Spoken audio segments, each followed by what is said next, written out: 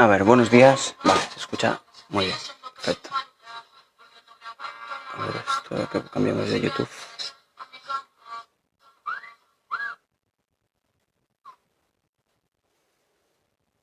Ok, buenos días. Vale, se escucha bien. A ver, que voy tarde hoy, Maite. Voy tardísimo hoy. Hola, Maribel, buenos días.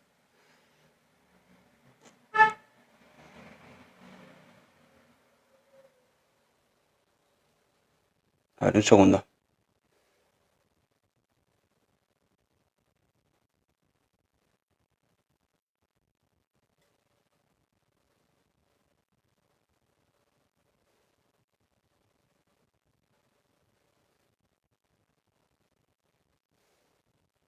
Ok, muy bien.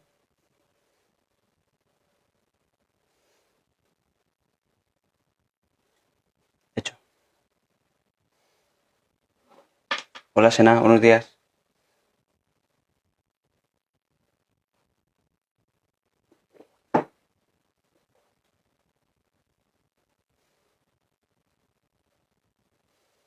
A ver, tenemos un mensaje ya por aquí sobre el trastorno. Un segundo que ponga el chat en el ordenador, que me resulta más sencillo. Trastorno depresivo ansioso mixto y con terapia psicológica. Y has decidido dejar el tratamiento que llevas 2 años y no mejoro. 2 años son muchos años para un tratamiento de depresión y ansiedad. Aunque entiendo que a veces se resiste.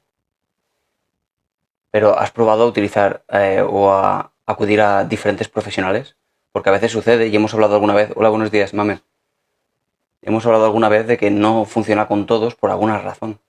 Porque no conectas del todo, porque no tanto porque no trabajen la mayoría bajo los mismos principios cognitivo-conductuales, sino por razones a veces que se escapan a la propia ciencia. Por lo cual quizá no conectes con el profesional o lo que sea. Tendrás que buscar otras personas, incluso el mismo profesional que te atendió durante 2 años. Si ve que no hay mejoría, debería de haberlo sugerido hace tiempo. Porque 2 años son muchos años. Es la primera vez que voy a terapia desde hace 2 años, ¿no? Dices.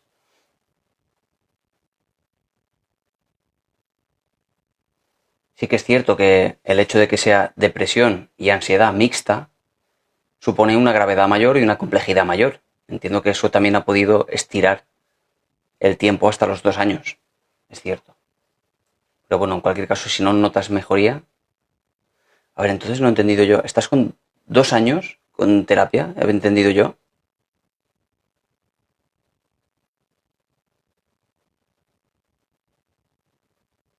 He entendido que estás 2 años con terapia. Claro, aquí me ponías, he decidido dejar el tratamiento que llevo 2 años. ¿Y por qué me dices que estás en la quinta sesión? En 2 años. Ah, vale, eso es lo que no había entendido. 2 años con pastillas. Es ahora cuando estás acudiendo al psicólogo. Después de 2 años con pastillas. Y dices que no mejoras con 5 sesiones. Sesiones en la seguridad social, es decir, una vez cada mes o cada incluso 2 o 6 meses, o por lo privado, una vez por semana.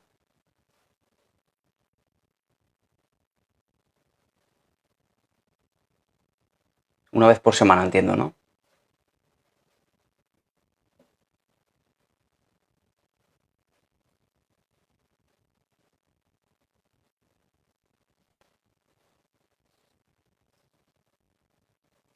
La esperanza. Gracias. Cuando puedo pagármelas. Y es cada cierto tiempo, ¿no? Entiendo. Claro, si no son frecuentes al principio, si no te permite, si no permite al psicólogo hacer un seguimiento, puede ser ese uno de los motivos por los cuales no está funcionando a la quinta sesión. De todos modos, quinta sesión es pronto aún, aunque se estima que alrededor de los 2 o 3 meses debe de haber alguna mejoría ya. Es importante eso, que empiece la mejoría pronto. No significa que esté solucionado el problema, pero es importante que empiece la mejoría pronto. Pero tienes que darle la oportunidad desde luego al psicólogo para que empiece a funcionar y que haga el seguimiento adecuado. Pero bueno, siempre tenemos que tener en cuenta también los problemas económicos que están. ¿Cuántos factores para que funcione, verdad? Son muchos factores. ¿Qué hacer cuando tu vecina critica a tu familia delante de ti? Pues aquí tienes una opción, lo que te dice Elvira. Le puedes parar los pies de inmediato o puedes conseguir que a ti no te afecte, porque tú no puedes controlar lo que los demás dicen. Aquí uno de los problemas, y de los grandes problemas, es cómo a ti te afecta lo que los demás hacen, lo que los demás critican. Fíjate, criticar significa decir a la otra persona, o pensarlo, o, en fin, sentirlo, lo que la otra persona tiene que hacer o no tiene que hacer. He dicho esto muchas veces. No podemos controlar lo que los demás hacen. No podemos. Sin embargo, cuando critica a alguien, esa forma de decirte lo que tienes que hacer, lo que no tienes que hacer, lo que tienes que decir o lo que no tienes que decir, que es al final lo que surge tras una crítica. Lo cierto es que tú también estás haciendo una crítica, leonesa. Tú criticas a la persona que te critica. Y tú dices eso de, tú no deberías criticarme, con lo cual estás haciendo exactamente lo mismo que hace la persona crítica, pero de una forma un poquito más velada. Pero es exactamente lo mismo y causa, a nivel psicológico, también lo mismo. Es eso lo que te da rabia. La crítica que es tuya, no de la persona que critica a tu familia. Con esto vengo a referirme que tanto puedes hacer, la Sandra, mi hermana, Sandy, tanto puedes hacer por pararle los pies, como te dice Elvira, y lo dice muy bien, de hecho, es muy, muy buena opción siempre intentar cambiar lo que se pueda cambiar, por mínimo que sea. Hola, buenos días, Juan José. Mediante esa asertividad que todos tendríamos que tener, decir las cosas que sentimos, como las pensamos, pero si la otra persona sigue criticando a tu familia, tú no vas a poder cerrarle la boca, no vas a poder ponerle un bozal, no se puede, vas a tener que conseguir que no te afecte. Es sobre las críticas de los demás, Ángela. Pero en general puedes preguntar cualquier cosa. Pues esa es la medida, leonesa. No quita que tú vayas allí y le digas, oye, me incomoda o me molesta que hagas esto con mi familia. Me molesta.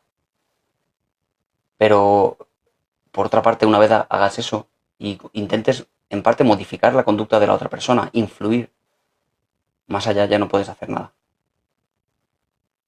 Vas a tener que gestionar tu crítica hacia ella, que es lo que a ti te causa malestar, no ella. Es importante entender la diferencia.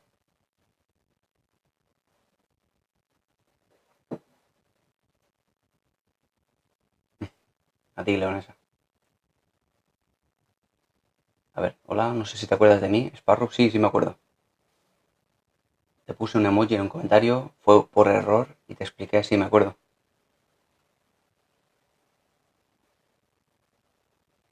¿Cuál es el mejor medicamento para el estrés y la ansiedad?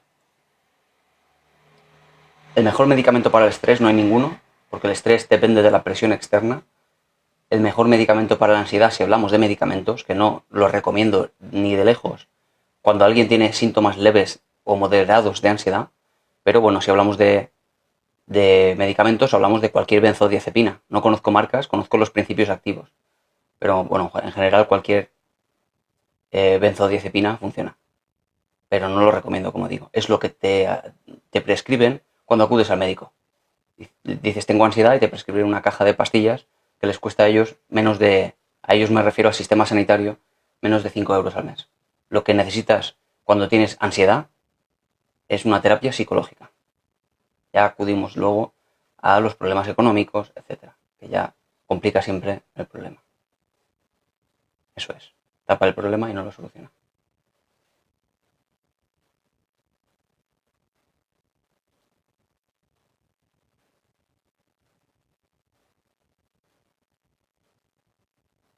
A ver, ¿dónde iba? La medicación tiene efecto secundario porque a mí me dejó la mente parada. Cada fármaco tiene una serie de efectos secundarios. Por eso siempre debe ir acompañado de un seguimiento por parte del psiquiatra. El psiquiatra es el que hace el acompañamiento farmacológico, no el psicólogo.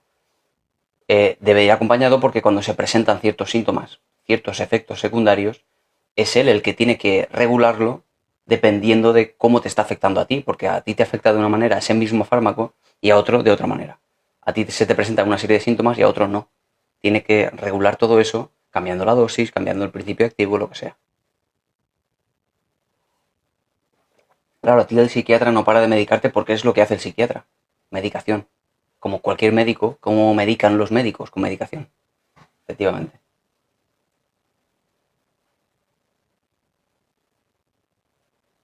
Vaya pelazo tienes. ¿Y sí? ¿Cómo se trata con alumnos con baja autoestima, las que dicen que no pueden sin intentarlo?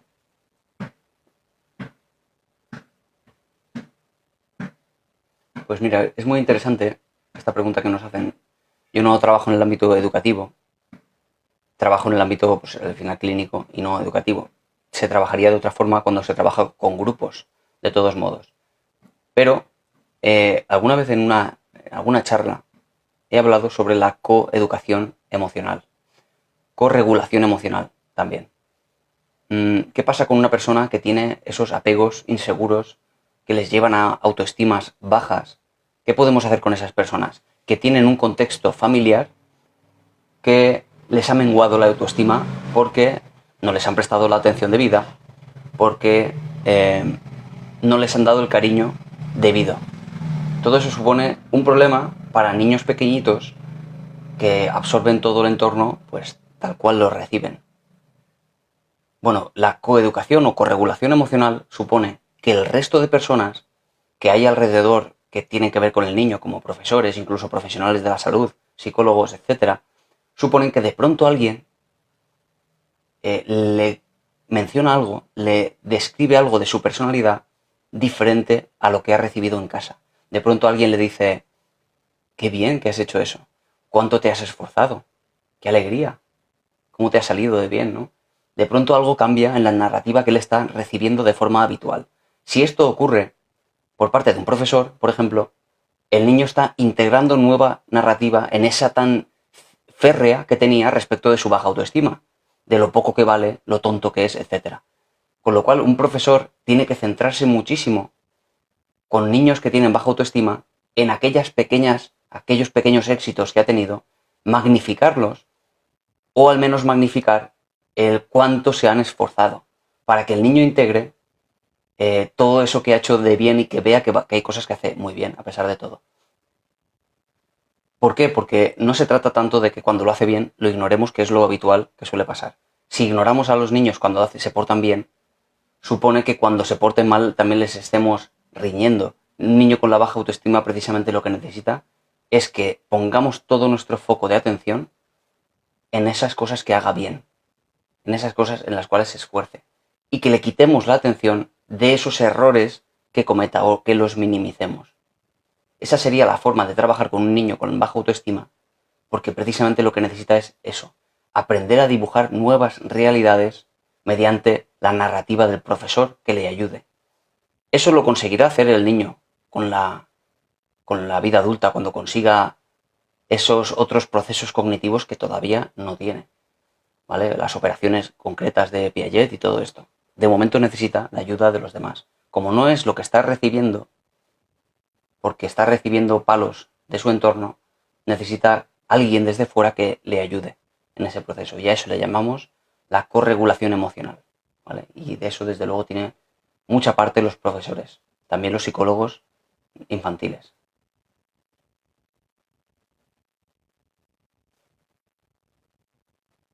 Buenos días, Natalia. ¿Cómo tratar con la dependencia emocional que tengo con mi madre? Es que a la mínima cosa me pongo mal.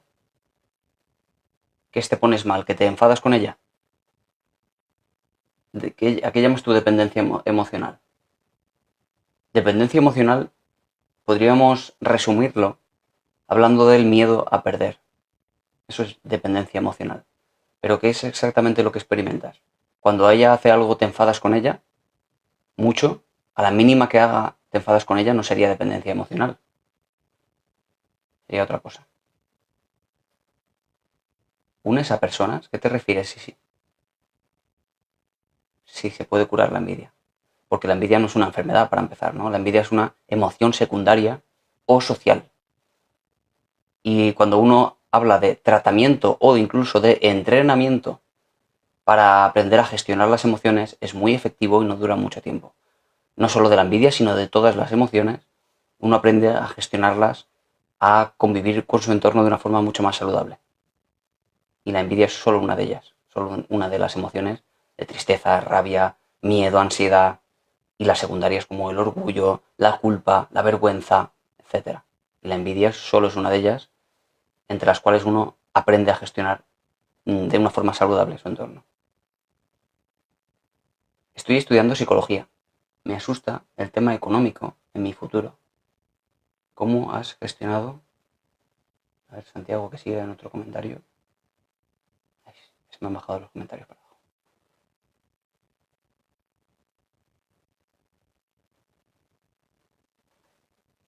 A ver, un momento, me pierdo.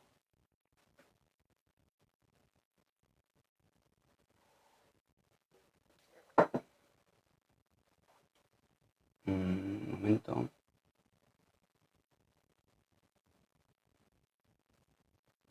Es que me lío con las respuestas y se me acumulan aquí 200 comentarios.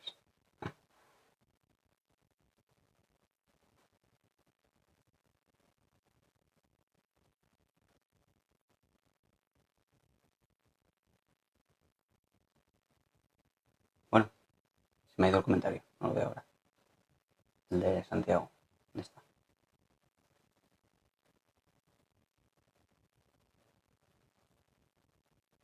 Ya aparecerá. Vale, voy a seguir. Lo siento, si los que se me pierdan o los que se queden a mitad. Yo voy respondiendo lo que pueda, ¿vale? Como siempre. Bueno, preguntaban por aquí sobre las...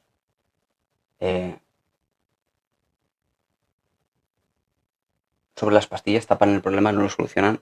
Estáis hablando de los psiquiatras también. Los psiquiatras cumplen su función y hacen un trabajo muy importante. Lo que yo cuestiono es que haga falta tanta farmacología desde el principio con sintomatología moderada o incluso leve.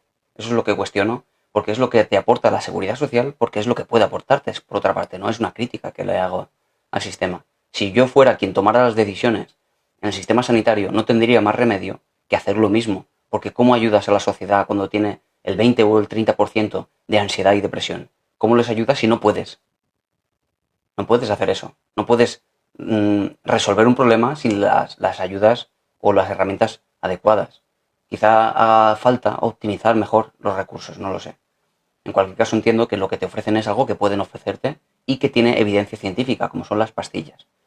Los psicofármacos funcionan para calmar los síntomas y tienen evidencia, como digo, científica. Pero, no, como dicen por aquí, no te enseña nada. Cuando acaban las pastillas tú no has aprendido nada. Lo mejor y lo que más evidencia científica por encima de las pastillas tiene es la terapia psicológica. Pero aquí entramos en un problema. La seguridad social no te la puede proveer de forma, digamos, prolongada en el tiempo y recurrente. Con lo cual te da lo que te puede dar, que son las pastillas. Son muy baratas de producir, muy baratas.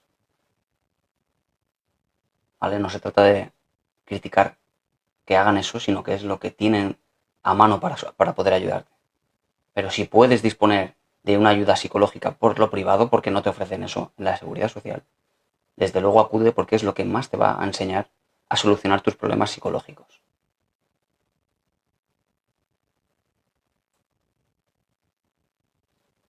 ¿Cómo curo mi dolor de alma y amanezco siempre sin ganas de vivir? Estoy triste. Pues te voy a decir cómo lo solucionas, ¿vale? Y seguramente no te va a gustar, Romy, pero te voy a decir cómo lo puedes solucionar. Hagas luego lo que hagas. Lo cierto es que cuando uno está triste, no tiene ganas de hacer nada. Es completamente coherente con esa emoción. El cuerpo te está diciendo que pares el ritmo. Hasta ahí todo bien. Pero hemos caído a nivel cultural en un error de concepto gravísimo, que cuando no hay problemas no genera por tanto ningún problema. Pero cuando llegan los problemas nos metemos en un círculo vicioso de negatividad y de cada vez hacer menos cosas que nos lleva o nos acerca de forma peligrosa a la depresión. El tema de la motivación y la fuerza de voluntad. No podemos estar haciendo cosas solo por motivación. Es un grandísimo problema. La motivación está guay cuando hacemos algo y nos da energía y si nos sentimos bien. Genial, disfrútalo. Pero cuando no tengas motivación, vas a tener que encontrar en otro tipo de cosas la energía. Y lo que más suele funcionar precisamente es la disciplina. No podemos estar moviéndonos siempre por motivación porque pasa después esto, tenemos síntomas de depresión, entonces entendemos una relación muy sencilla. Entendemos que si estoy triste, pues no salgo. Si estoy triste, no me comunico con mis amigos. Si estoy triste, no hago deporte, no salgo a la calle, no hago nada. Y me quedo en casa encerrado, cada vez haciendo menos cosas todavía porque cada vez estoy más triste. Eso es un error gravísimo de concepto. La motivación es una trampa. Olvidaos de la motivación. ¿Estáis tristes en casa sin hacer nada, sin ganas de hacer nada? Vais a tener que empezar a cambiar el hacer cosas y no al revés. Si empiezas a hacer cosas, empezarás a sentirte cada vez un poquito mejor porque a nivel neuroquímico empiezan a cambiar cosas en el cerebro. Serotonina, endorfinas, dopamina, etc. En vez de esperar a que tengáis ganas. No va a suceder cuando entramos en una depresión. No va a suceder. Sucederá al cabo de mucho tiempo, después de una terapia larga, de farmacología, etc. Olvidaos de tener ganas y de tener alegría para empezar a moveros. Empezar a moveros y luego empezaréis a notar la diferencia. De una forma, por supuesto, progresiva, gradual, poquito a poquito.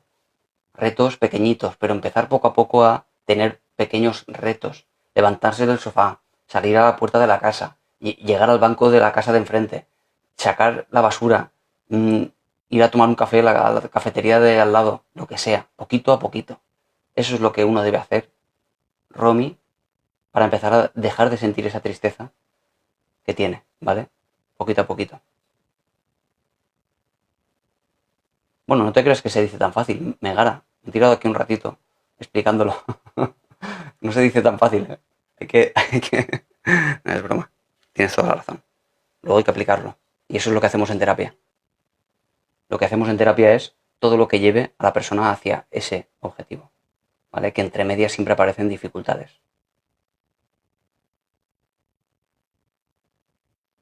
Sí, estoy en España. En Alicante. Hola, Lisette. Buenos días.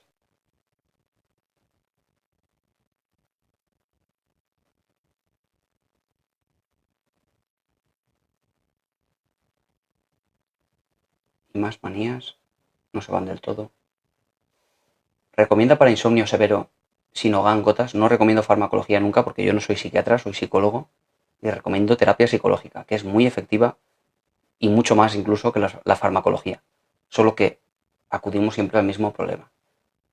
La farmacología es barata. Hola David, hola Elizabeth, mi hija tiene TLP, se agrava con el consumo de alcohol y drogas. Y sí, está muy asociado el TLP al consumo de drogas. Claro, podríamos considerar que, bueno, que estas personas no deberían hacerlo, pero es que hay una relación casi directa, casi bidireccional. Que tú consumas alcohol empeora el TLP, pero a la vez el tener TLP te acerca con más probabilidades al consumo de drogas. Es bidireccional, como veis. Con lo cual es difícil de castigar a una persona por hacerlo cuando en realidad una cosa también lleva a la otra. Si hago consultas online, y me puedes escribir por privado si quieres. Mañana tendré la página web nueva a través de la cual se pueden solicitar las citas también. Pero bueno, de momento me puedes escribir por privado, ¿vale?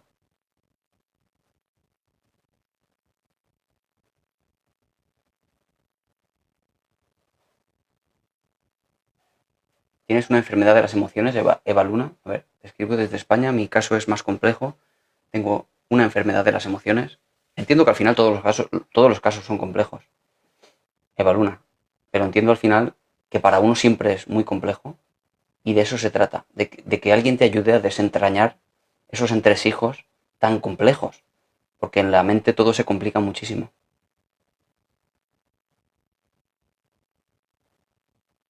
Y desde luego que todo tiene solución, por muy grave que parezca incluso. Medicarse, ¿qué aconsejas respecto de medicación? Yo aconsejo que a no ser que sea grave, no tiene sentido la medicación, eso, en casos moderados. Y sobre todo me refiero a de tipo ansiedad y depresión. Otro tipo de trastornos neurodegenerativos, la esquizofrenia, por ejemplo, el bipolar, necesitan de fármacos. Ahí no hay ninguna duda. Porque son casos graves. Inclusive, en casos como el TLP, los trastornos de la personalidad, no tienen tampoco farmacología para esos, para el trastorno en sí. Lo que hay son solo, digamos, fármacos para los síntomas que van apareciendo colaterales. Ansiedad, insomnio, depresión. Se le dan ansiolíticos, se le dan antidepresivos, pero no hay ninguna farmacología asociada al TLP, al trastorno de la personalidad. Es el sumum del psicólogo. Es puro trabajo psicológico. Eres muy atractivo, muchas gracias. Es que es verdad. Gracias. Te medicas si lo necesitas, eso es. ¿Veis malo? Bueno, voy súper atrasado con los comentarios. Son 95 mensajes los que tengo por detrás. Perdonadme de todos los que no conteste, porque siempre se quedan muchos mensajes. Hay 152 personas aquí, madre mía.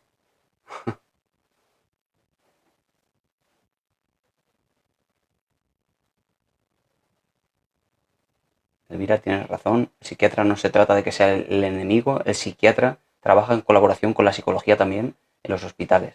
Se trabaja siempre de forma multidisciplinar. No somos los enemigos de los psiquiatras, los psicólogos. Hola, soy trader desde hace 14 años. Momentos buenos y malos. Al final entiendo, trader del futuro, que uno de las bases centrales del trading es precisamente la gestión emocional. Porque la única diferencia que hay entre operar con modelos, digamos, gratuitos y modelos realistas, con dinero real, es precisamente ese. Precisamente es la gestión de las emociones, que no es la misma. Entra el miedo, entra la rabia, entra todo eso, y si no sabes gestionarlo, no va a funcionar ningún sistema, por muy supuestamente bueno que sea. Ni los más buenos sistemas funcionan si uno se deja llevar por sus emociones. Y es quizá lo que más diferencia a los profesionales de los traders, pues, que empiezan, ¿no? Quizá. Ya no que empiecen, porque puede uno tirarse 15 años perdiendo perfectamente. O al menos perdiendo por sistema, perdiendo a largo plazo.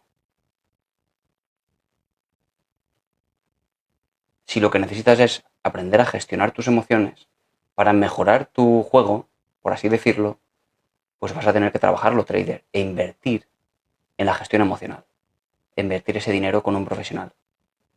¿Vale? Te lo recomiendo. No te digo que vengas conmigo, pero te lo recomiendo que lo trabajes. Porque va a repercutir muchísimo en tu capacidad de ganar de forma sistemática y no de forma puntual.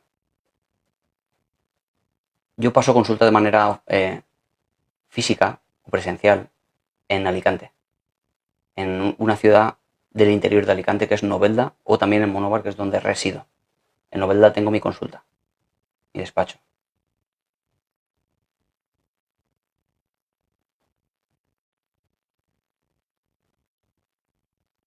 Buenos días. ¿Por qué me enamoro tan pronto?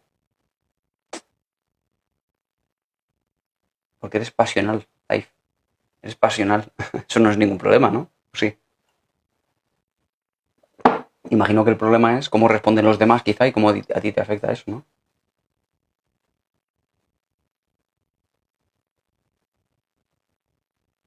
Hola, Teresa. Buenos días. Hola, tengo una hija de 10 años y todas las noches le da ansiedad. Por miedo a que le pueda pasar algo. Vamos, ansiedad, la propia definición. Buenos días, Elena. Voy respondiendo poco a poco, ¿eh?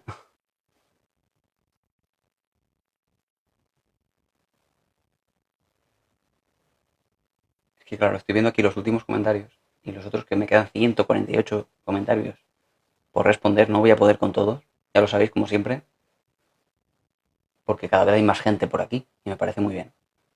Pero tenéis que entender eso también, que hago lo que puedo. Son muchos comentarios. Y algunos de ellos pues requieren de un poquito para poder responderlos. Bueno, el tema de la ansiedad, desde luego, es...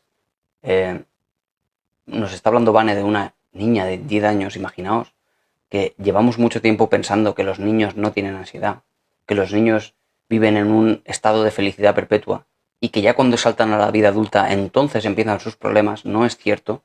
Se han encontrado síntomas de depresión en bebés de 2 meses, cuidado con lo que estoy diciendo, y síntomas de ansiedad en niños muy pequeños. La ansiedad y la depresión pueden aparecer muy, muy pronto.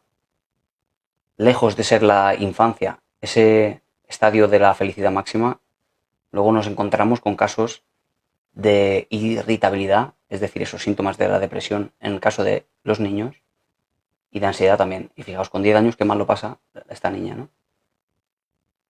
Esta niña, Vane, tiene que aprender, tu hija, a esas herramientas cognitivas que le ayuden a contradecir pensamientos concretos que les lleven a sacar conclusiones erróneas de la probabilidad que hay de que pase algo. Son... sí, estoy en YouTube también. De hecho, estoy en YouTube ahora mismo en directo. Esperanza. A la misma vez.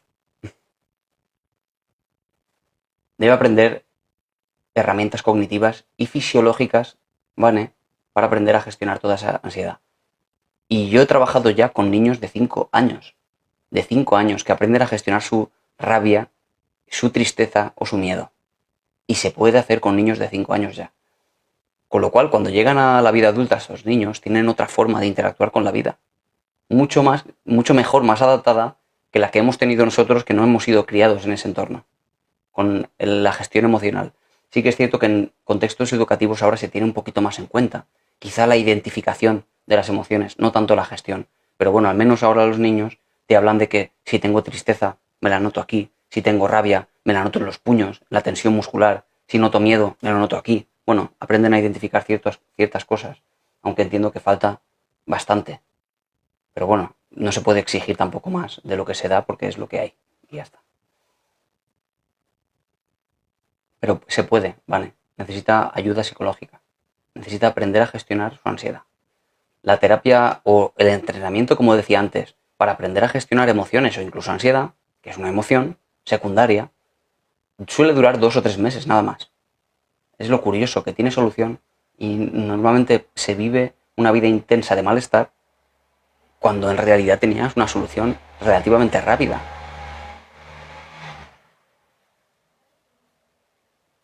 172 mensajes por delante. No di abasto.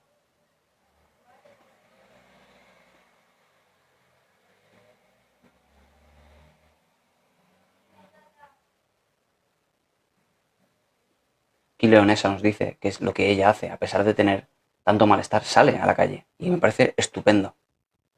Me parece estupendo, Leonesa. A pesar de no tener muchas ganas, sales y te despejas. Haces muy bien.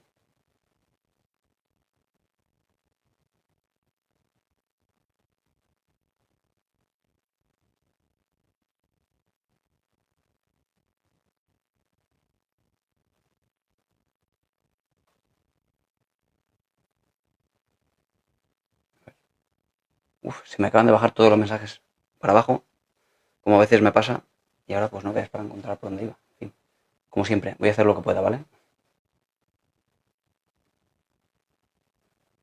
Vale. Por favor, tengo mucho interés, me dice Maite, ¿de dónde viene esto? Maite. El mundo te necesita, anda. Bueno, para eso estudié psicología, porque siento que puedo ayudar a la gente. ¿Se puede heredar la depresión? Sí. La depresión tiene una carga de heredabilidad alta. Ah, sí, hay un Bellman, no lo he visto prioridad. No lo he visto. ¿Qué posibilidad de los que estamos es? A ver, un momento, prioridad, ¿qué me decías?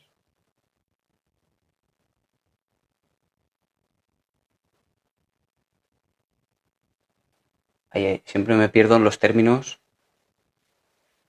de las fobias, como por ejemplo la emetofobia. Me dice, se cura en mi hija de 9 años la emetofobia, sin saber lo que es la emeto, pero sabiendo que todos tienen en común los mismos principios de la fobia. Si te digo que sí, sí tiene solución. Sí tiene solución.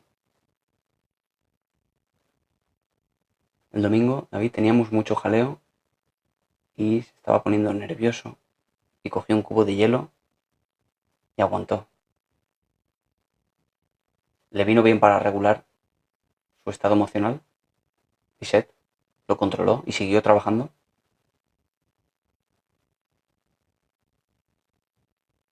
¿En qué caso me tendría que internar en una clínica mental? ¿En qué caso? Pues por ejemplo en casos de ideación, de quitarse la vida, por ejemplo. No ideación, sino incluso tentativa, por ejemplo. Porque si puedes hacerme una pregunta, voy a intentar contestarlas todas. Muy bien, Lisette, me alegro muchísimo. Puedes estar orgullosa de él. Porque desde luego que tiene que hacer grandísimos esfuerzos, aunque no lo parezca, para estar ahí. Grandísimos esfuerzos. Porque gasta muchísima energía la ansiedad, muchísima energía. La ansiedad que genera, al final tenéis que tener en cuenta que el cerebro, a pesar de pesar tan poquito con respecto al cuerpo, gasta el 20% de la energía del cuerpo. El 20% ya solo el cerebro. Una persona con ansiedad gasta muchísima más energía, muchísima más en el cerebro. ¿Qué gasta? Glucosa. Es decir, una persona que está con ansiedad todo el día acaba verdaderamente agotada. Agotada. Y eso lo digo porque en el caso de Lisette, de Nino, su marido, hay que también darle las gracias por el grandísimo esfuerzo que ha hecho, porque eso no se ve. La lucha interna jamás se ve. Y eso no quita que desde luego agradezcamos todo el esfuerzo que haces tú también. Por supuesto. Que sin tener esa ansiedad tienes también tus problemas. Desde luego. Eres muy grande, Lisette. Me han dicho que la única rama científicamente probada de la psicología es la cognitivo-conductual. Así es. Date una tregua. Así es. Sí que es cierto que ahora esa le llamaríamos la cognitivo-conductual, que es la que todo el mundo que estudia psicología aprende en la carrera. Sí que es cierto que esta terapia se le llamaría terapia de segunda generación. Ahora hay una terapia de tercera generación que también se basa en la experimentación científica, pero que se abre un poco más las puertas a otro tipo de herramientas, pero siempre basándose o intentando llevarlo a la ciencia, ¿vale? Siempre.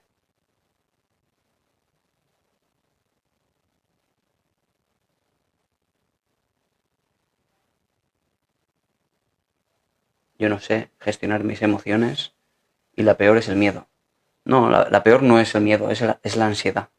Porque el miedo es una reacción automática ante cualquier estímulo que realmente sea amenazante. Y no estamos todo el día con amenazas reales. Pero la ansiedad es ese estado tan activado, igual que con el miedo, una reacción fisiológica muy fuerte ante estímulos que realmente no son amenazantes. Y esa es la peor, desde luego. La peor mal gestionada. Porque una ansiedad bien gestionada es la que nos permite, pues por ejemplo, dedicar 9 horas a estudiar antes de un examen. Eso es ansiedad. Y está bien también que se produzca, al igual que la rabia, al igual que cualquier otro tipo de terapia. De emoción, perdón, estoy leyendo cosas a la vez. Sí, el MDR sí tiene evidencia científica. Date una tregua. Sí tiene evidencia científica, pero muy por debajo del tamaño del efecto que tiene la terapia cognitivo-conductual para el trastorno por estrés postraumático. ¿Vale? Con lo cual no es tan interesante como aplicar la misma... estoy opinando de eso, precisamente. Joma Teixa. Cuando uno tiene estrés postraumático, lo más razonable es aplicar la técnica o la herramienta o la terapia que más funcione dentro de los rankings de terapias. Y el que más funciona son varios de los modelos de terapia cognitivo-conductual con nombres y apellidos, de modelos que han presentado con manuales. Y en tercer lugar o cuarto ni siquiera está el MDR. Tercero o cuarto está la inoculación de estrés, hay varias herramientas, varias terapias diferentes. Y el MDR es una de ellas que está validado científicamente, pero ni de lejos, ni la primera ni la segunda de las que más funcionan. Con lo cual, el MDR, si fuéramos lógicos, lo deberíamos aplicar solo en casos en los que no funciona nada más, en los que no funciona la terapia cognitivo-conductual, pero no es frecuente, en absoluto. La cognitivo-conductual se basa, en el caso del TEPT, sobre todo en la exposición. Y funciona muy, muy bien.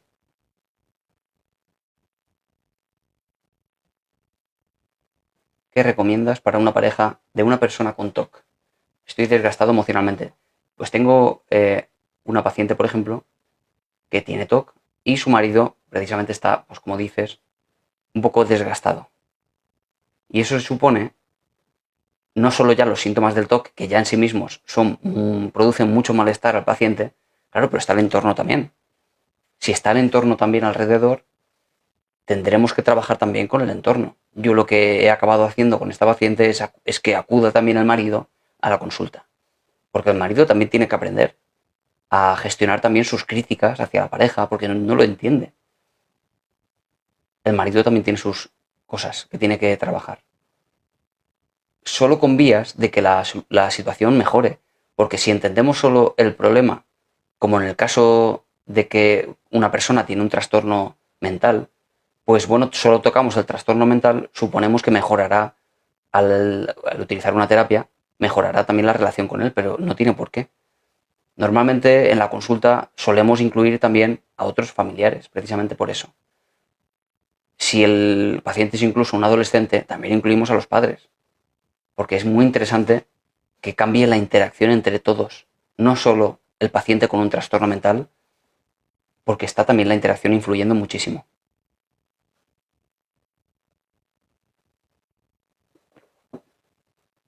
¿Hasta qué punto es bueno el resentimiento? Yo diría que no podemos decir que sea bueno en ningún caso.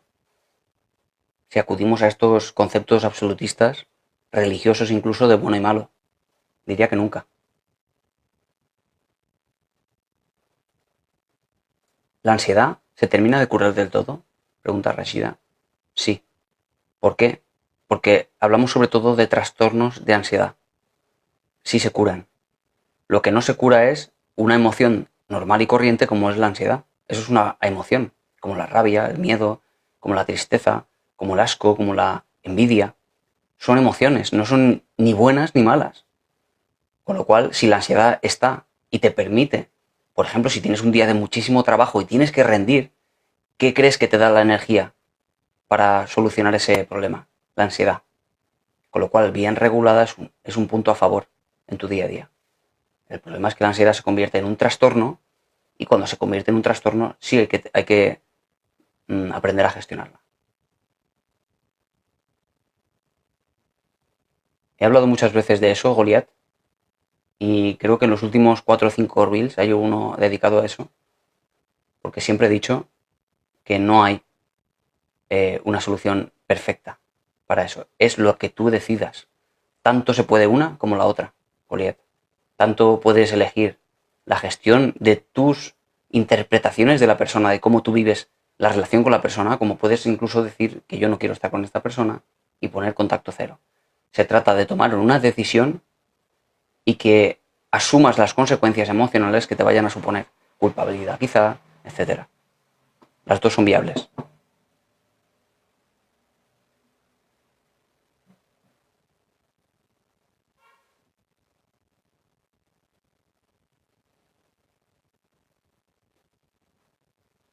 Fíjate, María, tengo ansiedad cada vez que me despierto de dormir, no se me va ni con medicación. ¿Qué hago? Claro, es que sería muy difícil, María, responderte en 30 segundos. Uno cuando aprende a gestionar sus emociones, incluida la ansiedad, aprende herramientas, diferentes herramientas, hablamos de muchas herramientas, tanto cognitivas como fisiológicas como conductuales, que te permitan en un momento dado responder a este momento con esas herramientas. Eso es lo ideal. Pero ¿qué hacer ahora? ¿Cómo te respondo en 30 segundos? Necesitas entrenamiento. Eso es lo que necesitas, esas herramientas, que te las podría definir y buscarlas quizá en internet, quizá eso te ayudaría, no lo sé. Mucha gente lo hace, le ayuda a leer libros de autoayuda a veces, por alguna razón les funciona, etcétera. Pero podría decirte que tendrías que utilizar herramientas cognitivas de tipo reestructuración cognitiva, búscalo, de fusión cognitiva, etcétera, terapias o herramientas fisiológicas como cualquier tipo de respiración, meditación, mindfulness, etcétera, y desde la conducta, exposición, etcétera. Claro, esto llevado a la terapia es lo que hacemos los psicólogos, es llevar todo esto luego al paciente concreto con su complejidad personal.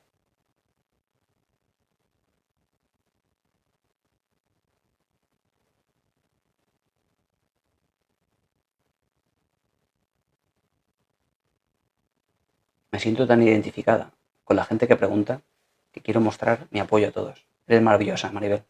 Voy a echarme un poquito de agua. No sé si me preguntas a mí, prioridad. Yo estoy colegiado en el Colegio de Psicólogos de la Comunidad Valenciana. Uy, vaya pregunta. ¿El psiquiatra es mejor que el psicólogo? Es como si me preguntas si es mejor el médico digestivo o es mejor el oftalmólogo. ¿Qué es mejor?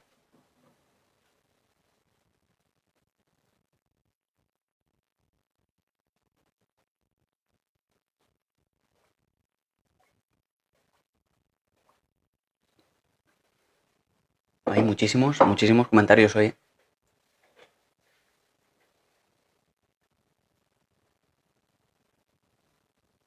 Si está mi terapeuta, que lo diga. ¿Te imaginas que está aquí? Pero bueno, si está aquí, no sabes, no sabes, no, dudo de que sepa que eres tú, ¿no? Porque no está tu nombre, ¿no crees? O ella sabe que utilizas este nick. Llevo muchos años con mucha ansiedad, me ha provocado ¿será vértigo? Mi médico solo me manda ansiolíticos, claro.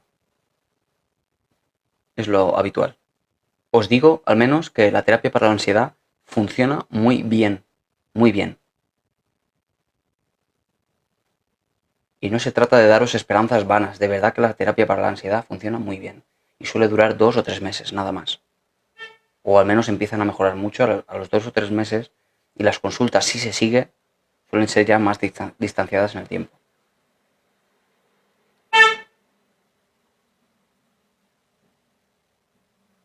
Vuelvo a tener 149 mensajes por leer.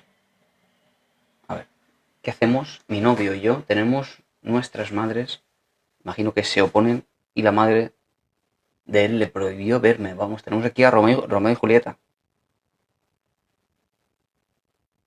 Es el efecto Romeo y Julieta, ¿eh? Cuidado que lejos de conseguir los padres que dos jóvenes se junten, lejos de eso consiguen que se apeguen todavía más en el concepto de apego. El efecto Romeo y Julieta. ¿Te ha encantado mi taza? Es de mi hija.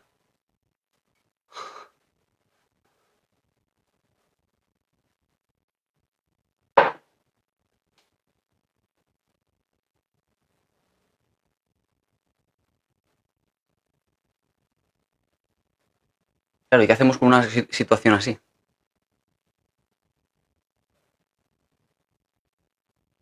¿Qué pasa sobre un psicólogo gitano? ¿Qué dicen por aquí? No entiendo eso, del psicólogo gitano.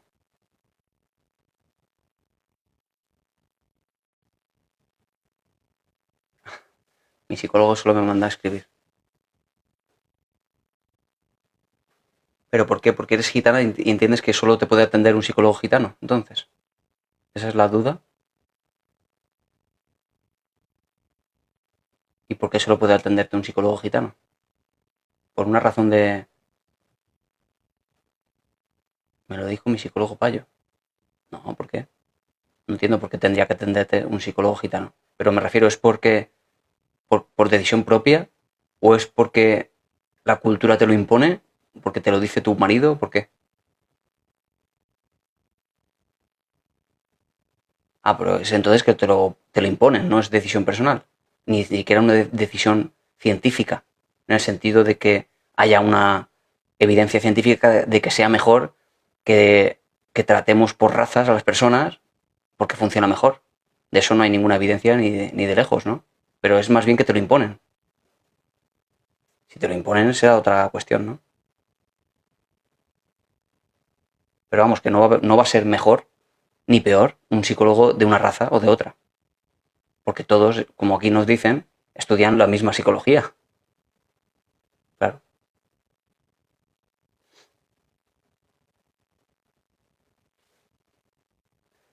Sí, pero fíjate, por ejemplo, o fijaos, por ejemplo, la diferencia entre hombres y mujeres. Por lo tanto, podríamos deducir, según esta regla, que solo las mujeres psicólogas pueden atender a mujeres porque las entienden mejor.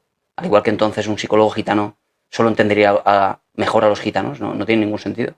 El psicólogo aprende la conducta humana, independientemente de dónde venga, de dónde sea, porque al final de lo que se trata es de aportar toda la ciencia a la peculiaridad de la persona. Si la persona tiene, por ejemplo, una cultura diferente, con unas costumbres incluso diferentes, unas creencias diferentes, etcétera, todo se amoldará a esa cultura y a esa creencia particular, a sus valores, a sus creencias, etcétera. Con lo cual no entiendo que haya ninguna mejoría con que sea o no sea, pues en este caso gitano.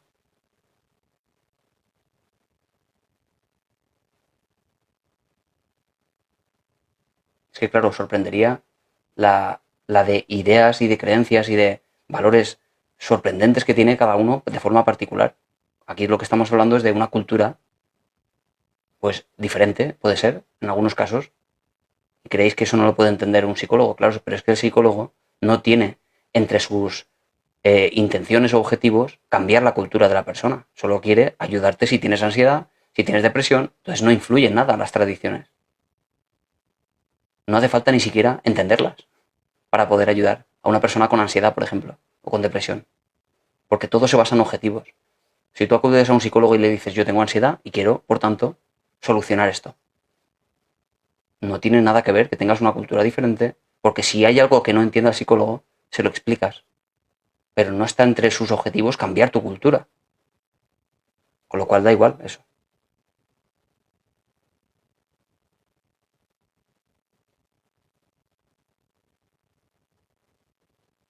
En realidad no veo ninguna mejoría, o al menos no hay ninguna evidencia científica de que sea mejor que el psicólogo pues sea de o parecido a ti, porque vamos, que creo que más diferencias hay entre hombres y mujeres a nivel biológico que entre payos y gitanos. Y no me gusta nada esa palabra de payos, porque es una palabra despectiva que requiere al final atribuirle a la persona eh, un carácter necio.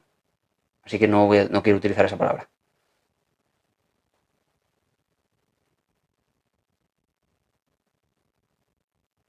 Ay, Eli, ¿por qué ha pasado de largo mi caso, doctor? Creo que he pasado como 300 mensajes. Ahora mismo, mientras decía esto, acaban de colarse 200 mensajes nuevos. No es una cuestión personal, claro. No estoy hablando de ignorar selectivamente, ni mucho menos. Voy leyendo lo que puedo, como ves, Eli.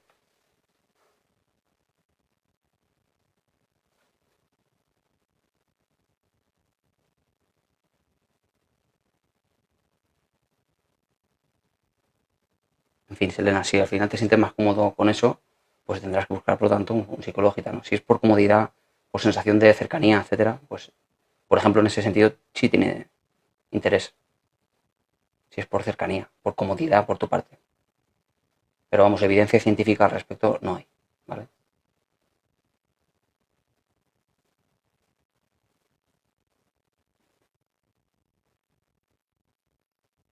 ¿Alguna recomendación para las personas que necesiten ayuda psicológica y no puedan permitírsela?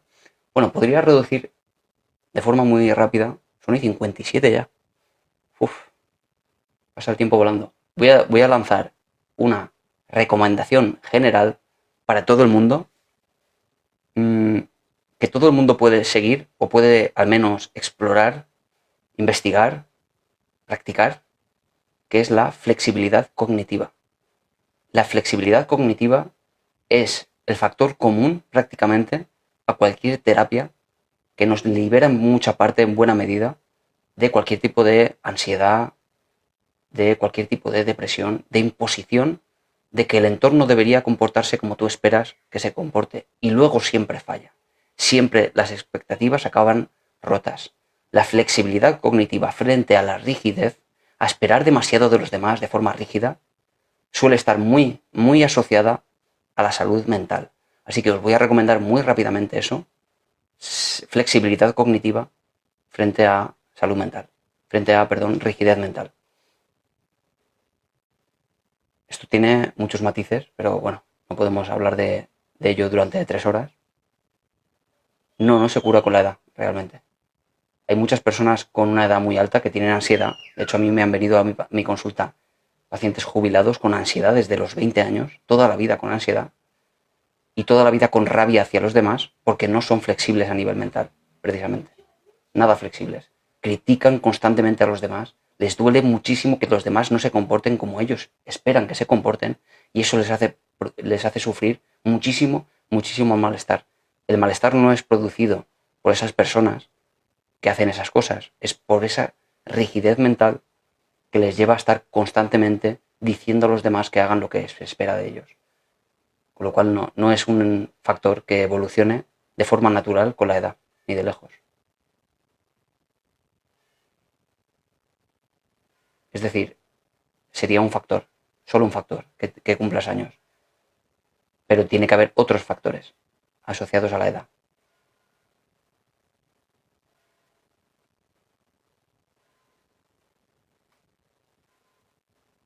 Yo no espero nada y si hace algo me daría un infarto. A ver, Maite, ¿qué dices? Pregunta muchísimas veces y le puedes contestar, por favor. ¿Cuál es, Maite? Rápidamente y contesto y me marcho. Sí, Madasa. Prácticamente podríamos encontrar que la mayoría de las personas tienen eso como factor común. Casi todas las personas que tienen algún tipo de afección psicológica podríamos encontrarlo como factor común. Por eso, como me han preguntado qué hacer para las personas que no tienen recursos económicos para acudir a consulta, yo diría que esa es el mejor consejo que puedo dar.